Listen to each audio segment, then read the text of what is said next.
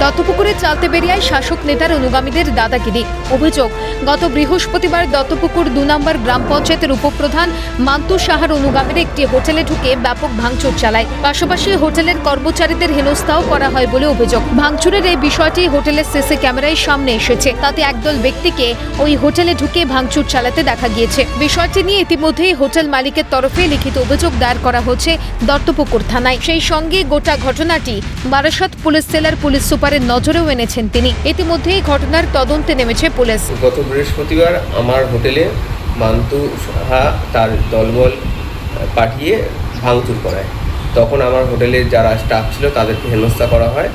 আর hotel register খাতা document সঙ্গে আমার 1,78,000 টাকা কয়।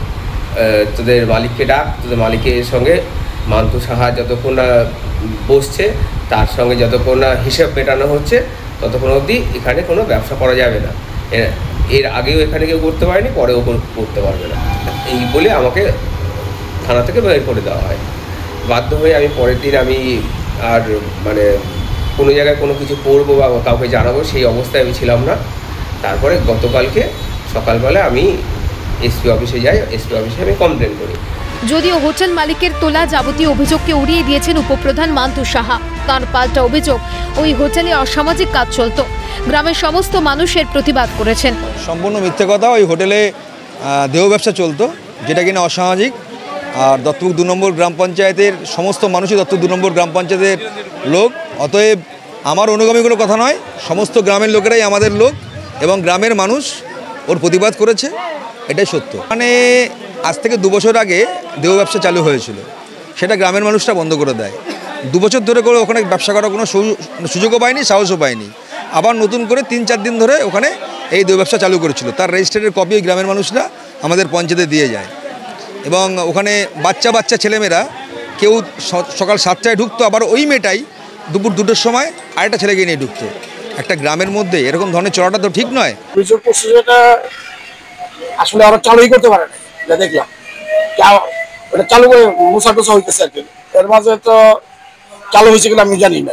আমি তো মাঝে মাঝে আসি, চালু হলে থেকে বেশ থাকে, বোঝা যায় চাপ আছে। ওই সব পঞ্চায়েতে আমি একটা লিখিত দিয়ে আসছি যে আমি এটার ভাড়াটা দেবো না, এরকম। আমার তো প্রেস্টিজের ব্যাপার, একটা বিল্ডিং এ আঘাত আনছে। এখানে আমার কিছু লোকজন আসলো পরিচিত, তারাও বলছে যে মামা দরকার নেই, সব বাদে। ওই যে কাজটাগুলো ভাঙলা যে কেবিনের পাশে, কেবিনের ওই যে কাছে ওরা চালু হয়েছিল তো। হ্যাঁ হ্যাঁ, এবার ওদের ভিতরে কি আছে না আছে আমি জানি না। আচ্ছা, ওদের ভিতরে কি আছে না আছে জানি না। ওরা